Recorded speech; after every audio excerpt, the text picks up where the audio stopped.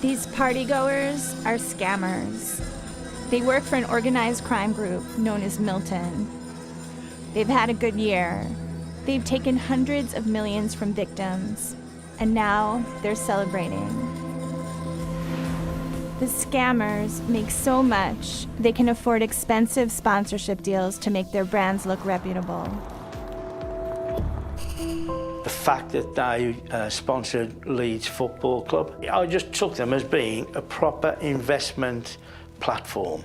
They just want to take your money off you. There were tens of thousands of victims across the world. A lot of these people were just like the rest of us. They're no smarter, no dumber. There was never any chance for all those customers. It's all a lie. I'll go undercover to find out how they convince people to invest. How are you, darling? How is everything going?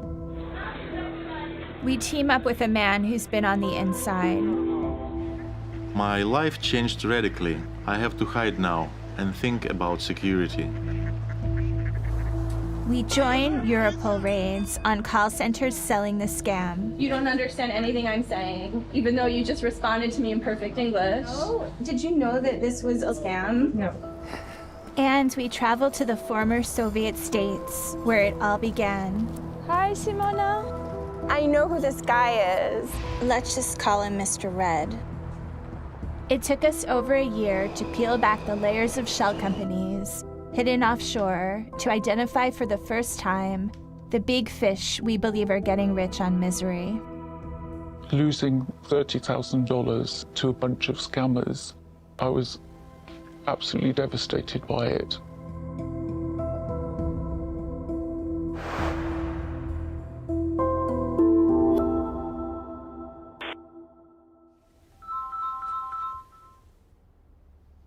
Hello?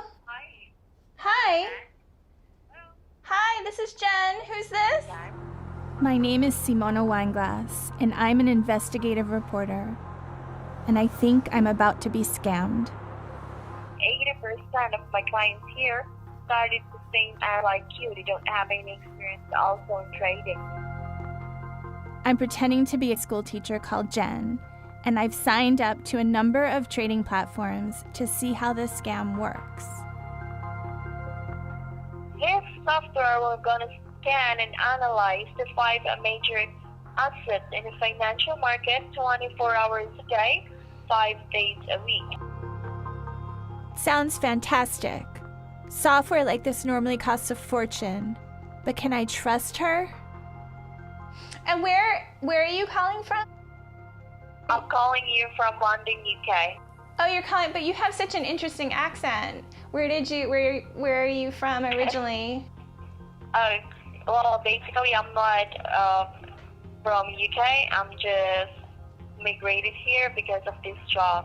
We will be going to give you a senior account manager who can teach you how to use the software successfully and show you how much profit you can make on a weekly basis. Okay? I know all about call center scams. I've been investigating them for years. Now, I'm posing as a teacher who wants to make some extra income to help pay the bills. I'm pretending to be Canadian, as the scammers don't call Americans like me. Because here in Washington, D.C., a team of prosecutors successfully brought down one such scam, sending the woman running it to prison for 22 years.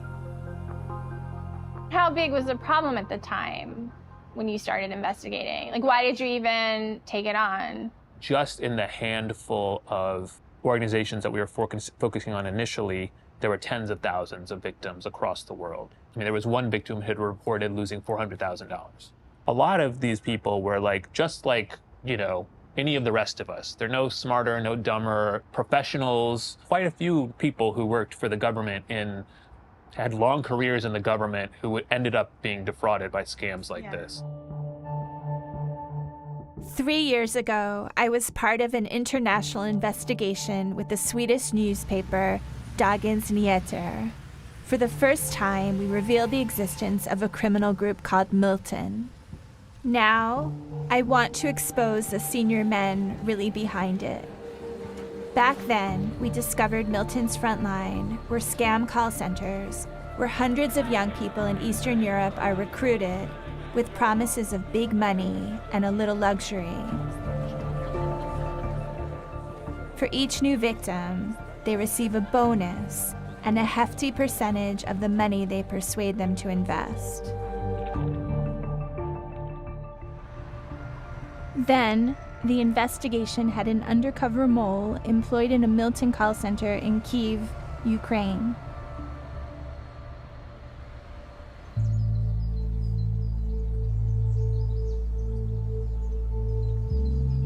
When the investigation came out, he went into witness protection. We tracked him down to see if he could help us go further and identify the masterminds behind the scams. We have to protect Alex's identity. We've changed his name and voice. He's paid a heavy price for going up against the criminals in the Milton group, and now has to live in a secret location away from friends and family. Despite the risks, he's determined the criminals see justice. I hope that with his inside knowledge, we'll be able to piece together the clues to reveal how the criminals work.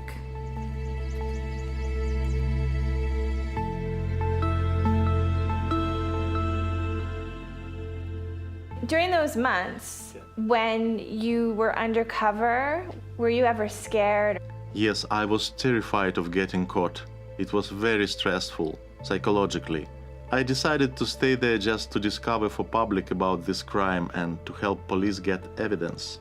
So even though there was a huge expose involving dozens of newspapers around the world, Milton Group is still operating?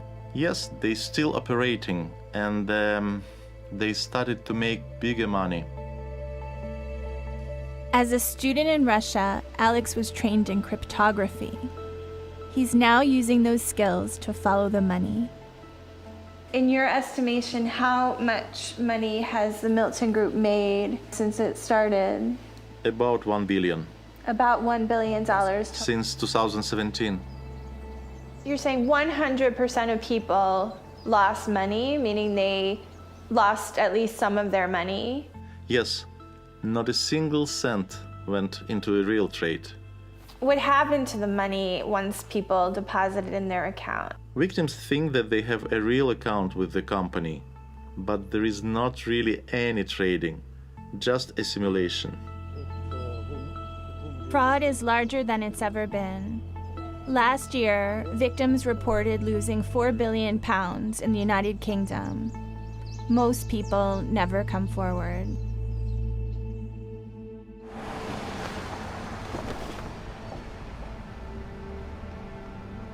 Oh, here we go. Hi, this is Jen. Hi, Jen. This is Patrick. Oh, I'm so glad we're finally speaking. With Alex's help, I'm now talking to the Milton scammers. Patrick works for one of their brands, Koinivo. How are you, darling? How is everything going? I wish all the best for him and you too, darling. Thank you. Thank you very much. So how is your day for today? I want to see what sort of promises they make to persuade me to invest. How much money do you think I could make in a month doing this? When it comes to $500, getting something like 70 or 80% or 90% as a return. Not in just 1 month, but that can happen in one single day. You can. These kind of returns are impossible to promise. To show how the scam works, I deposit $500 in Bitcoin and agree on another time to talk to Patrick. The Milton Group has thousands of victims. Many lose much more than the BBC is allowing me to put in. I'm just gonna transfer the money to you. Okay, 1 second.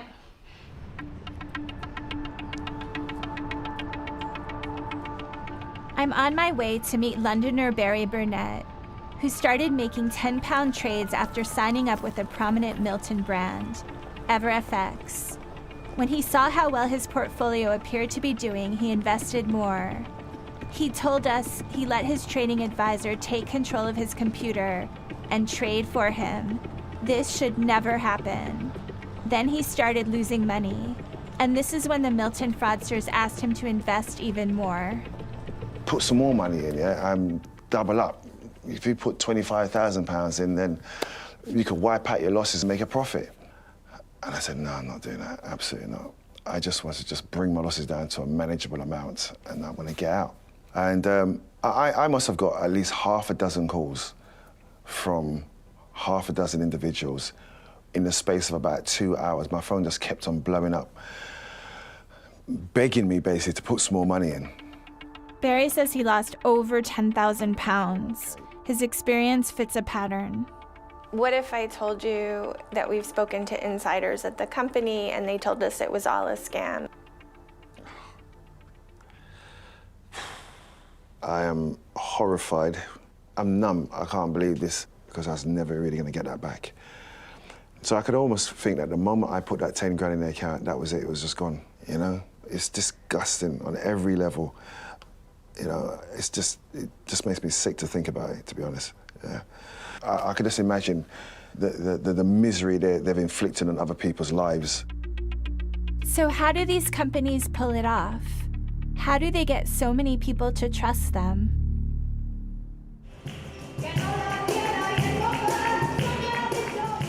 The brand Barry used, EverFX, became established through a high-profile sponsorship deal with one of Europe's biggest football clubs, Sevilla FC.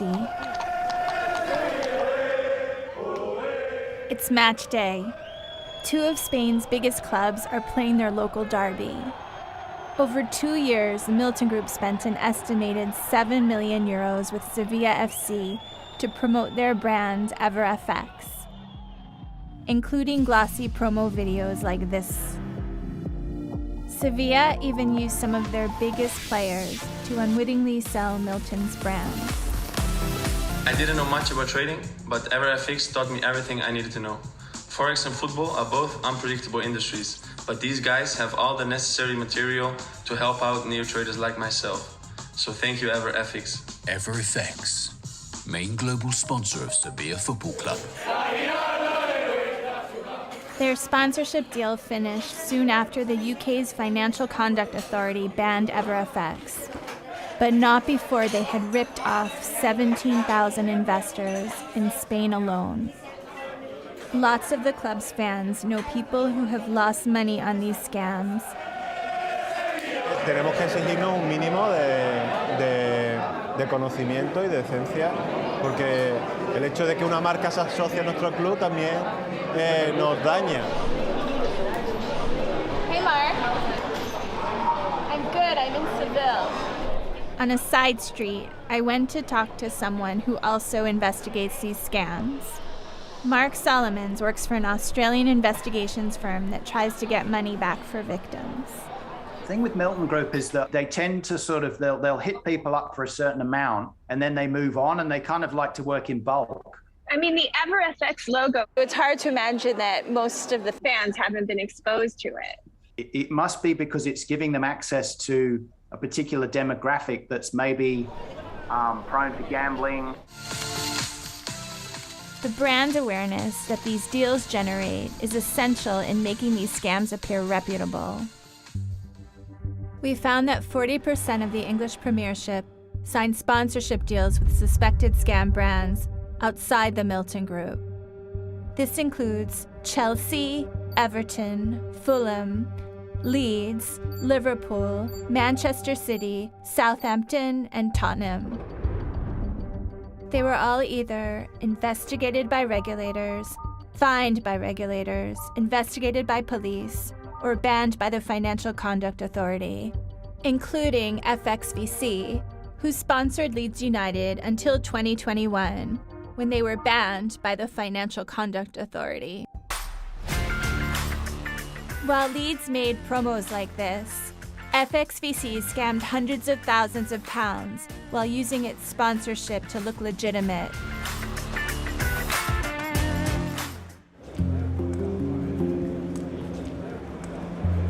The idea that we'd been manipulated by a company like that would really make me sick to my stomach. Quite upset because it was quite heavily advertised as well, and it was also you could do it off the website as well. So not very happy, to be honest. Yeah. After seeing that FXVC sponsored Leeds United, Phil and Joyce invested £1,000 with them. The call center soon got to work. His words to me were, "I will take care of you as though you were my own mother." One of the main things he was saying, "Phil, you do realise you're going to be a millionaire." Despite the extraordinary promises, the couple say they believed FXVC was a reputable trading platform. Why would they allow that sort of company to support Leeds United, a Premiership football club? Why? It just doesn't make sense to me. So I took it at face value that they were a good, reputable company. Phil invested more, betting £100,000 that the price of Bitcoin would go up, and his account showed an £85,000 profit in a weekend. So they put in more and more. He said all along that you can have your money out. There's no problem to have your money out whenever you want. But when they started losing money, their account manager told them their balance had fallen below a threshold. So to get their remaining money out, they would have to put more in. So they did, and then lost it all. We had lost £341,000 within 7 days. They don't care who they hurt. They don't care who they take money off. They don't care. I knew he was really deeply distraught over it, and I knew he would be humiliated and ashamed. He literally hung on to me that day, just apologising and saying, I'm sorry, I was stupid. Leeds United have got a duty of care to make sure the people they're associated with are legitimate companies and not doing these sort of scams. Leeds United told us, as soon as we were made aware that FXVC had lost their licence, the agreement was terminated. FXVC denied any wrongdoing and told us they fully complied with the ruling by the FCA. The Premier League clubs that responded said deals were ended early, were not renewed, or that allegations against the potential scam companies only came after the sponsorship deals had ended. And Seville FC told us that once the contract ended, there was no more contact with EverFX. While these shiny videos may be history, no one to date from EverFX or FXVC has been prosecuted for these scams. One of the reasons is that criminal investigations are highly complex, expensive, and the scammers seem to always be one step ahead. In Britain, none of the victims we've spoken to have had their cases pursued by the police.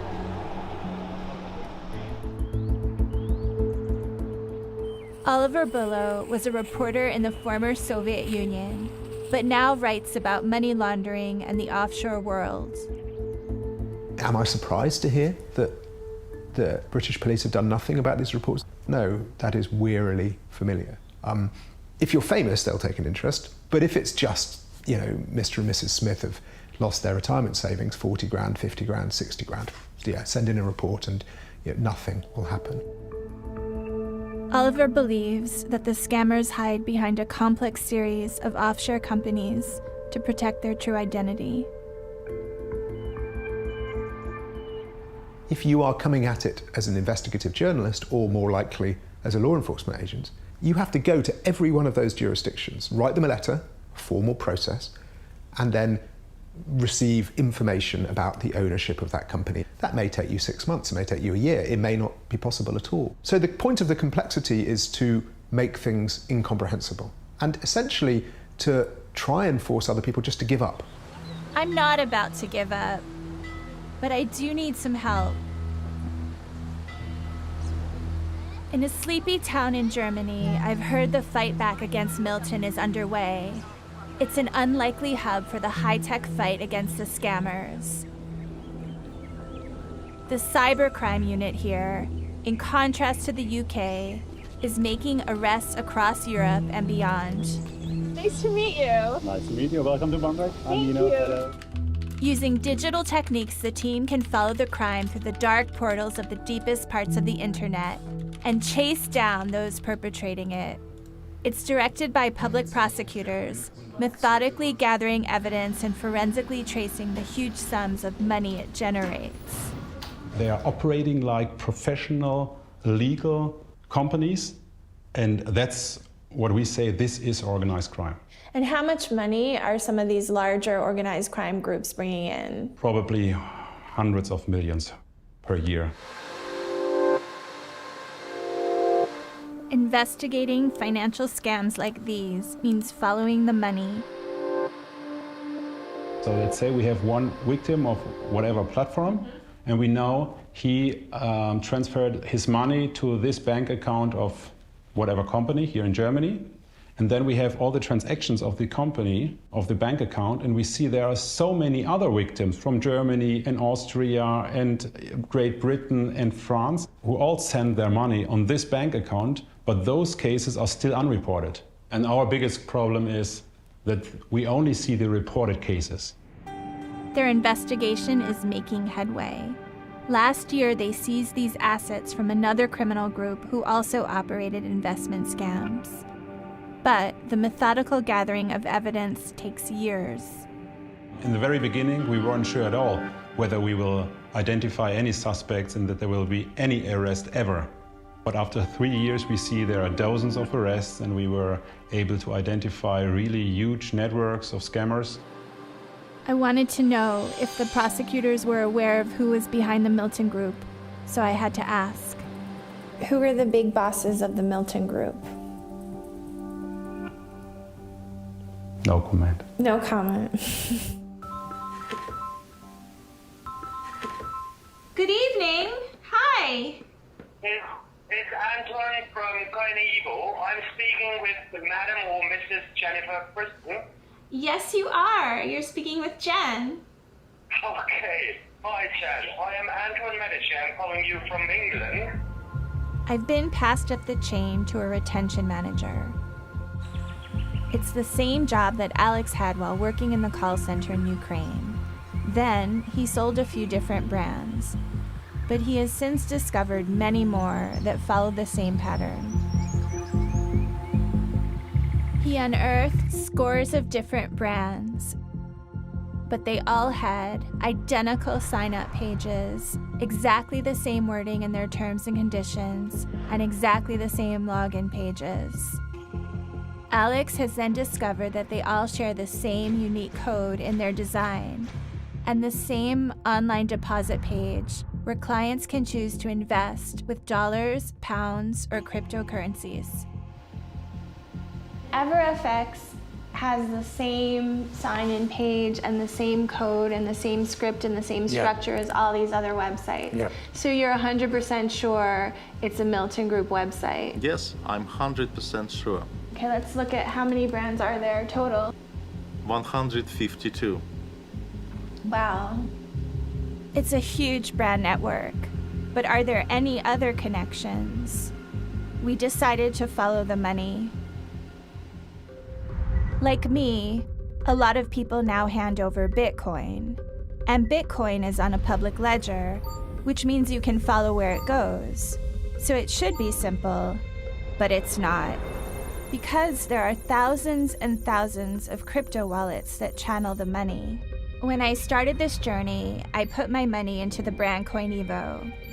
Victims have been doing this for years, putting money into other brands, including EverFX, the brand that scammed Barry. The money then moves through a complex system of wallets, but ultimately ends up in just a few dozen, we suspect, owned by the people behind the scam. We don't know for sure who owns these wallets, but mapping this network is useful because it shows these brands are linked. We saw my Coinevo money joining a money route from EverFX here, before continuing through to the rest of the network. So this is a trade that I opened, and I'm not doing so well. I'm kind of in the red. I've been trying to contact Coinevo, but have heard nothing back. Perhaps they know who I really am, or are only interested in people who've invested more. Antoine still doesn't get back to me, so I decide to cut my losses and withdraw my money. Then I get this email. Hi, Jenny. The passport you've sent us is a fake. I assume you know this. So go yourself, pretty please, with sugar on top. Despite chasing, I never got back the money that was still in the account.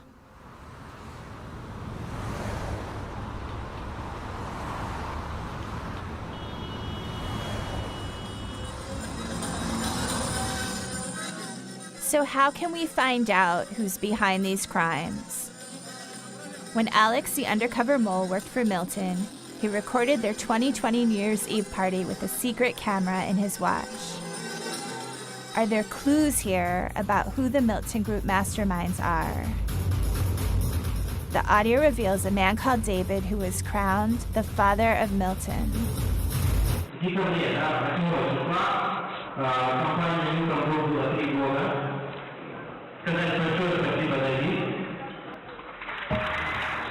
When I worked on the first investigation, we identified this David as Georgian national David Todua. To simplify the complex connections in this network, we're going to give him a nickname, Mr. Orange. These are photos from his now deleted Instagram feed, showing him at the party with other senior figures of the Milton Group.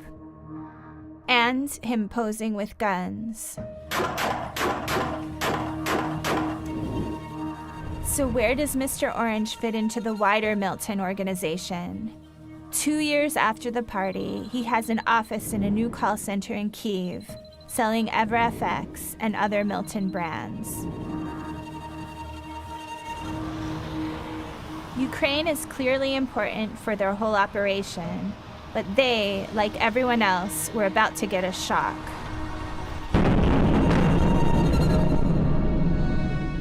Ukraine was invaded, and Alex, keeping an eye on scammers from his hiding place, was seeing evidence online that call center staff were fleeing the war.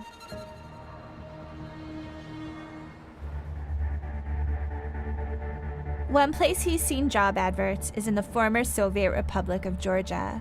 I've come to the capital Tbilisi to meet local investigative reporter Nino Bakradze. Hi, how are you? Good, how are you?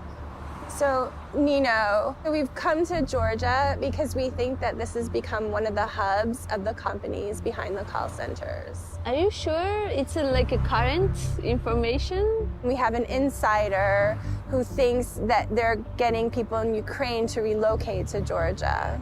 A few months ago, there was a big scandal related to the call centers, and the prosecutor office shut down several offices.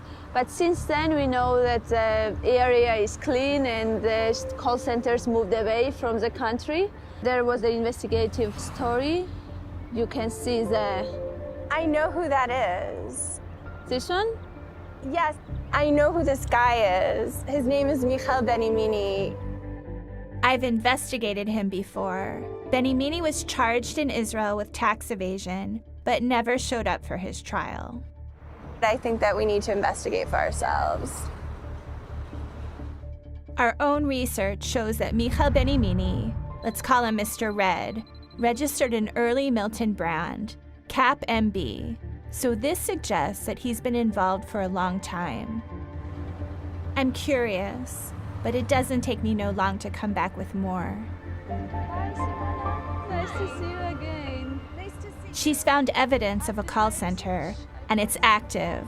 You were right. It's called MG Capital. MG Capital, the company founded by Josip Mgeladze 4 years ago. I found his ID scan and his email address in the business registry. And I have a contract of rental agreement, which is signed by Josip Mgeladze, and he signed the rental agreement in 2019. We identified Josip Mgeladze's profile on Facebook. Then we found out the people on the photos. So we found out a person who worked at the call center, and we persuaded her to talk to you. We met the young woman who'd worked at MG Capital in central Tbilisi. She doesn't want to talk on camera, so we're not showing her face and have changed her voice. Even now, it is really hard for students to find a new job with a good salary. When I started this job, I didn't know what we were doing in reality. I thought we really were helping people, but when I get to understand what really was going on, I really felt bad for those people who got scammed.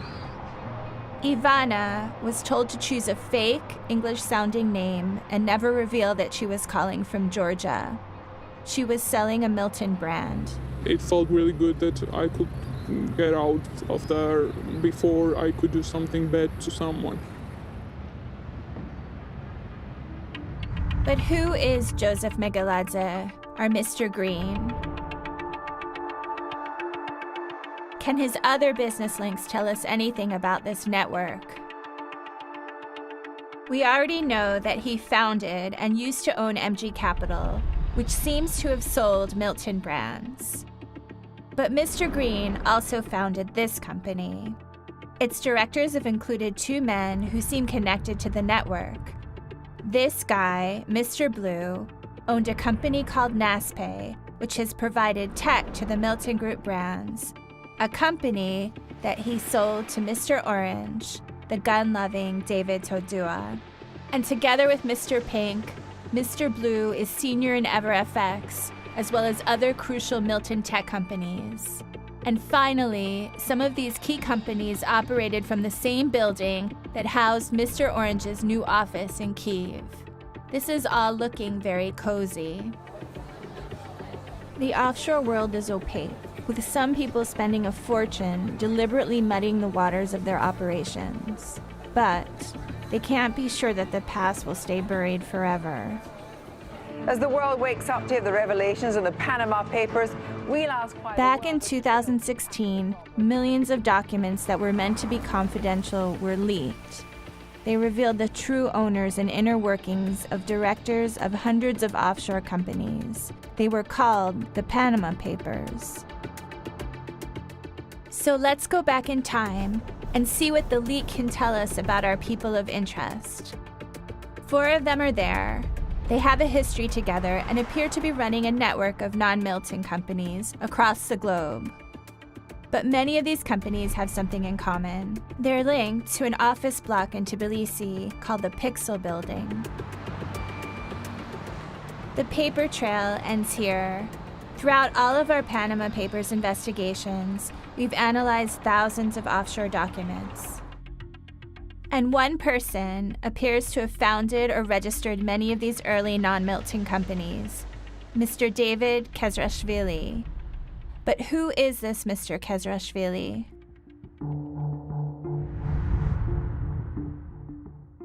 He's a former Georgian politician. He was defense minister during the war against the Russians in 2008. When he left office, he started his business career. Based in London, he can't return to Georgia as he was found guilty of corruption in what he claims is a politically motivated case. Accepting this, the British courts refused to extradite him. In Georgia, he's remembered by some as Mr. Offshore, and the leaked non-Milton company data shows he sat at the center of this network of offshore companies. Our men were given senior positions in these companies, which Mr. Kezrashvili registered all over the world. Multiple roads seemed to lead to him.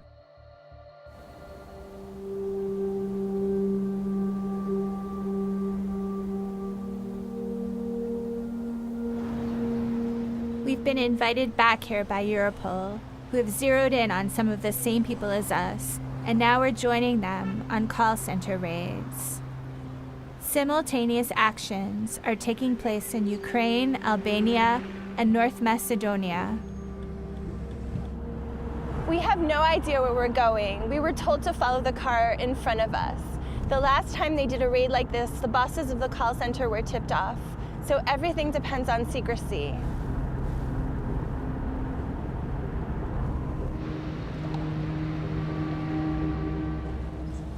We've driven into this parking garage, and the German and Georgian police are coordinating their actions.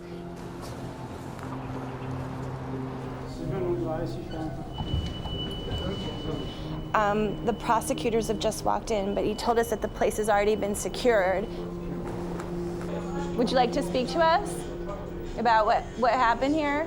I can't understand it. You don't understand anything I'm saying, even though you just responded to me in perfect English. Did you know that this was allegedly a scam? I'm not wishing you to take this video right now, and I'm not responding on your questions. What was the brand that you were selling here?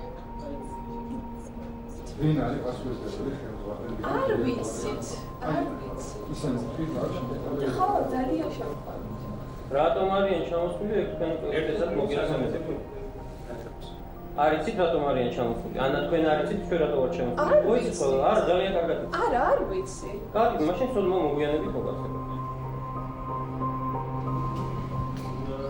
We are quite happy with the situation right now as far as we can examine all the materials and the people. We see some evidences, clear evidences for a German desk as far as the German market is targeted. And obviously we see quite good hints to such an activity here.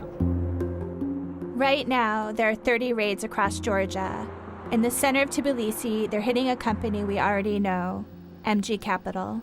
These screens are really interesting. Here you have a back office of a brand called EcoSales, and you have the names of people that they were calling to get money from them. And here you have 4 British names here. So you can see that this is just a call center that was allegedly scamming people all over the world.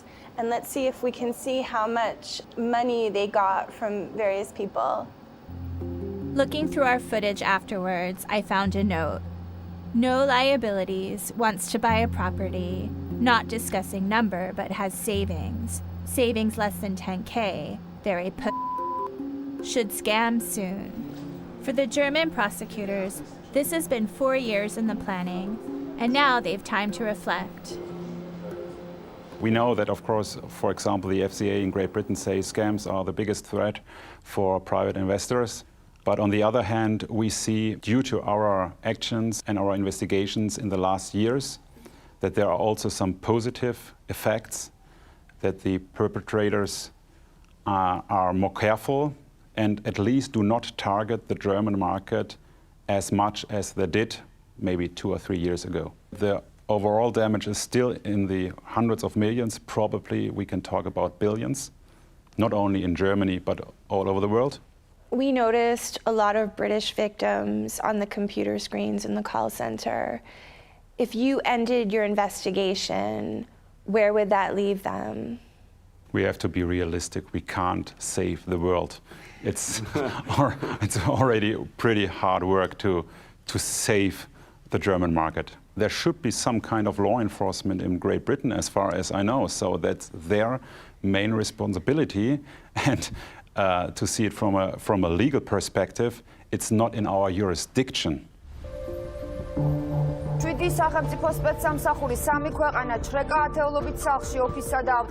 The raids led the news in Georgia.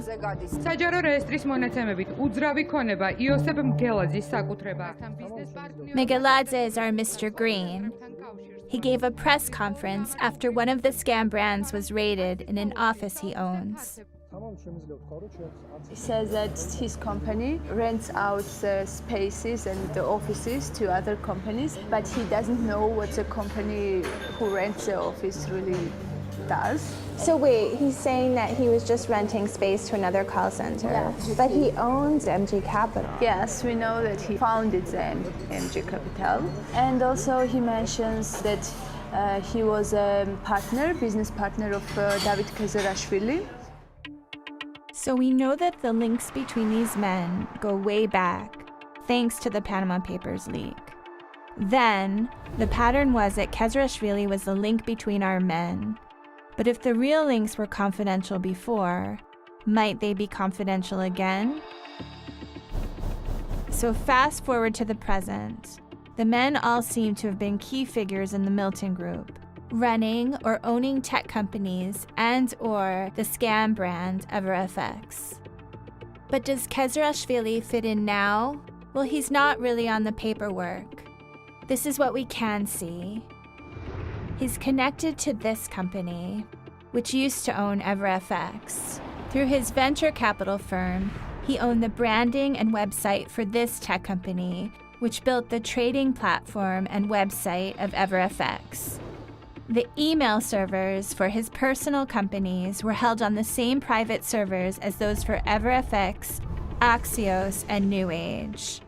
He owns the building in Kyiv where the original call center was moved to in 2020 and where they sold EverFX, and where Mr. Orange had an office where many of these companies were housed, and which was raided in the Europol action in Ukraine. And this gives us a hint of Kezrashvili's social circle. At a wedding in 2018, he was pictured with Mr. Orange and Mr. Red, as well as other key Milton figures. He also has interesting social media connections. Kezrashvili regularly likes and shares Facebook and LinkedIn posts from several tech groups, as well as from EverFX and its successor Axios. And his Facebook friends have included at least 45 other people linked to some of these companies. And of course, he's also Facebook friends with Mr. Pink, Mr. Blue, Mr. Green, and Mr. Orange. And Mr. Red? Well, that's his cousin.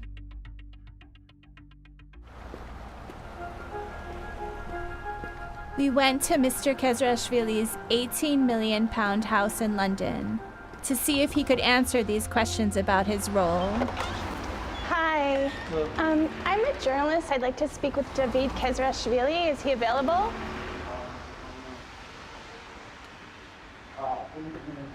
He's not available? Okay. Thank you very much. Okay, bye-bye.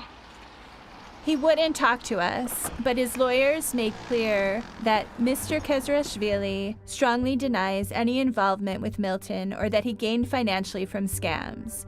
He says that EverFX was, to his knowledge, a legitimate business, and that connections we have found to the people and IT behind it prove nothing. Mr. Chalidze and Mr. Gogashvili strongly deny our allegations, saying that EverFX is a legitimate, regulated platform. They deny knowledge of Milton or any connection between EverFX and the brands we identified, who they suggest have misused its source code and brand to confuse users. They say EverFX has never had a crypto wallet and has no control over how its third-party payment processors direct funds. Mr. Megalazzi said, "I completely deny these allegations. I am not involved in any way with Milton. I have never owned call centres or any other businesses engaged in mis-selling financial products." Neither Mr. Benimini nor Mr. Todua responded to our questions. EverFX denied our allegations, saying that they are a legitimate and regulated platform where risks are fully explained. They investigated Barry's case and found he was responsible for his losses. In our anonymous case, they told us her losses were as a result of her moving to an unconnected company, and that they fully cooperated with the FCA. The investigation Alex and I started has culminated in police raids on Milton offices across 5 countries, closing down 15 call centers. But only 5 suspects were arrested in those countries, all just employees. Which is little consolation to the victims of Milton. I feel completely embarrassed at how well I was fooled. I just don't want my friends to know how stupid I've been. I've always worked really hard for everything I've earned in my life.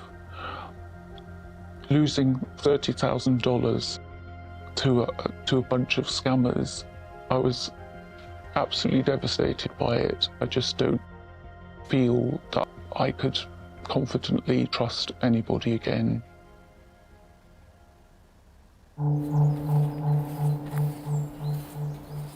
It's taken us well over a year to uncover the identities of some of the biggest players we believe are involved in this billion-dollar scam.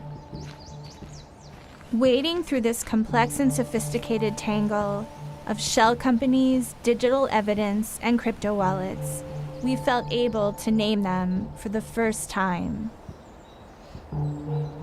Since the raids, Alex has been tracking Milton's crypto wallets. So their volume is lower. The volume is lower. So that means the raids have had a big impact. Yes, I think it is, because we see a very significant decrease in the turnover. Good for victims. Good for victims. So the raids did have an impact. But our recent analysis suggests the scams are picking up again, now at nearly 85% of what they were. So can this billion-dollar scam ever be stopped? The money that flows from these kind of crimes through the offshore world into the pockets of a small number of people is so attractive and so corrupting that it's incredibly hard for any society and any political system to conjure up the wherewithal to stop it. 4 months after the raids, we're not aware of any prosecutions of any of the people we've identified. But Alex and I are not about to give up.